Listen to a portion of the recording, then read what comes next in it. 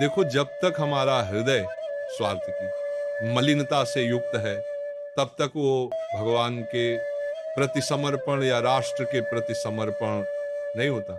जब हमारा परहित की भावना जागृत हो जाए कि दूसरों का मंगल हो, तो पहले घर का मंगल हो, फिर पड़ोस का मंगल हो, फिर ग्राम का मंगल हो, फिर प्रदेश का मंगल हो, फिर राष्ट्र का मंगल हो।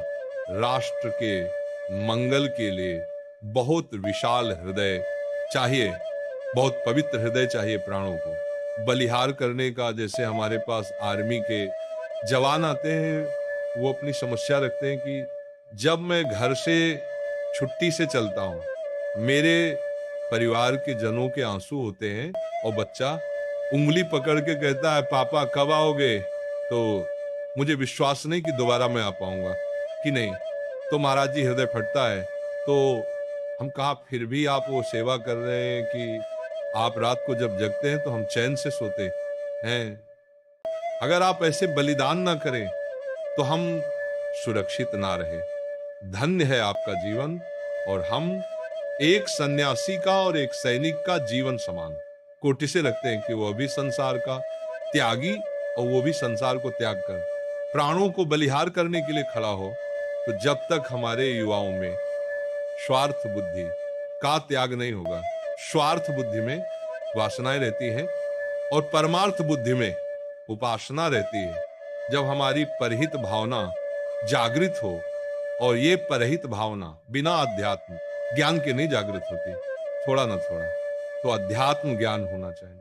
अगर हमारी इंद्रियों की विलासिता, खान पान की विलासिता, व्यसन की वासनाएं ये बढ़ती गई, तो युवा सब असमर्थ होते जाएंगे। वासना असमर्थ कर देती है, खोखला कर देती है, और उपासना समर्थ करती है। देखो, मुस्कुराते हुए फांसी के फंदे को चूम कर बंदे मातरम बोलकर झूम जाना, और आज हम अपनी वासनाओं की पूर्ति के लिए किसी के चैन छीन रहे हैं, किसी के रुपए काट रहे हैं, कहीं हम इधर उधर। तो नशा इतना बढ़ता जा रहा है, वासनाएं इतनी बढ़ती जा रही हैं कि परहित की भावना ही गायब होती सी नजर आ रही, दूसरे का हित हो। अब देखो, एक जवान आदमी बैठा है और एक बूढ़ी माँ खड़ी है। उसको इतना ज्ञान नहीं है कि ये वयु वृद्ध है। हम खड़े हो जाते हैं, हमें कोई परेशानी नहीं, लेकिन इसको खड़े होने में भी परेशानी।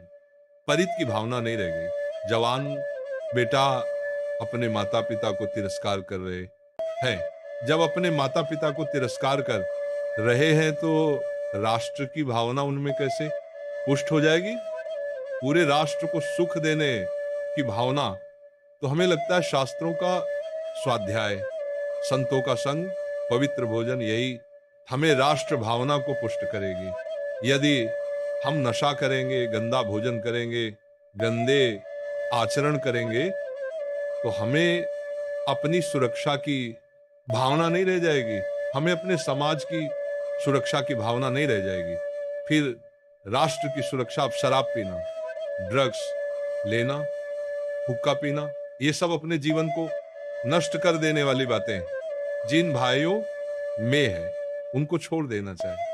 अपने कम से कम परिवार का तो हित देख लो, अपना हित देख लो, फिर धीरे धीरे ग्राम, नगर, प्रदेश और राष्ट्र तक पहुंचो। मनुष्य जीवन इस तरह व्यर्थ करने के लिए नहीं मिला कि हम किसी व्यसन के अधीन हो जाए, किसी वासना का शिकार बन जाए।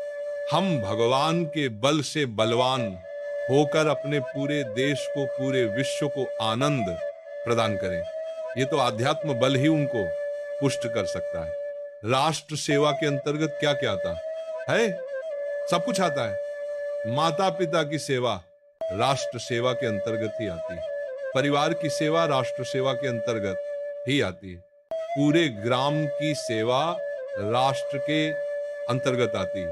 अपने को संभाल लेना। राष्ट्र सेवा के, हम भी तो राष्ट्र का एक हिस्सा है, हमारा शरीर भी तो राष्ट्र का एक हिस्सा है। अगर हम व्यसन नहीं करते, हम कोई पाप आचरण नहीं करते, धर्म से चलते हैं, तो अपने राष्ट्र की सेवा कर रहे हैं। हम एक समाज के एक अंग हैं। अगर हम एक गंदे हैं तो हमारा समाज के एक अंग गंदा है, हमारे राष्ट्र का एक अंग गंदा है। अगर हम अपना सुधार करते हुए दसियों को सुधार के मार्ग में ले चले तो हम राष्ट्र सेवा ही कर रहे हैं। बात नहीं कि बॉर्डर पे ही सेवा वही राष्ट्र, नहीं नहीं, बॉर्डर अंदर सब जगह सेवा होनी चाहिए। अंदर भी तो हमारे जो दुर्वासना रूपी शत्रु है उसको परास्त करना है ना। वो अध्यात्म के बिना परास्त नहीं होता।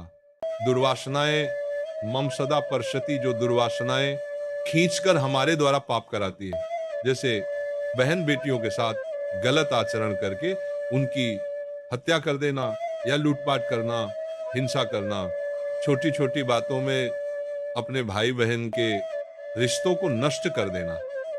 भाई भाई की हत्या कर रहा है, पत्नी पति की हत्या कर रही, पति पत्नी की हत्या कर रहे। ये सब जो दुर्वासनाओं का खेल है, ये जो मतलब गंदी बातें अंदर आ गई, जो हिंसात्मक वृत्तियां गई, इनका त्याग हो तभी हमारी राष्ट्र सेवा होगी।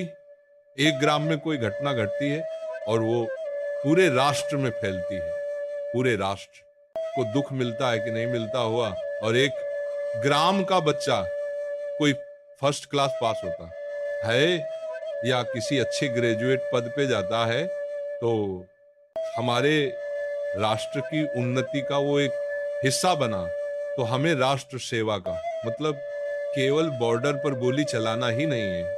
हम पढ़ लिख के जो भी मास्टर डॉक्टर, जो भी किसान, जो भी बनते हैं वो राष्ट्र के अंतर्गत, राष्ट्र सेवा के अंतर्गत, मतलब तो जो जहां है जैसे है वो अपनी सेवा अच्छे ढंग से करे तो राष्ट्र सेवा ही।